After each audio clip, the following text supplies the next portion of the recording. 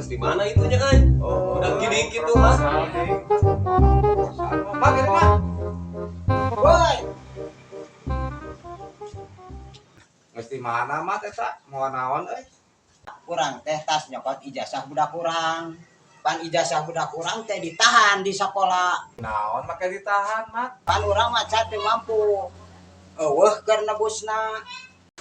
Kan ayeuna mah aya program ti pamarentah nyokot ijazah gratis. Bisi teu percaya ca, sok dengekeun Bapak aing ngomong. Kepada para kepala sekolah SD, SMP, SMA di seluruh provinsi Jawa Barat, apabila sampai saat ini ada siswa yang sudah lulus sekolah tetapi ijazahnya atau surat tanda tamat belajarnya belum diberikan, mohon segera untuk diserahkan kepada para siswa, karena ijazah itu sangat diperlukan untuk perjalanan kehidupan dan karir mereka.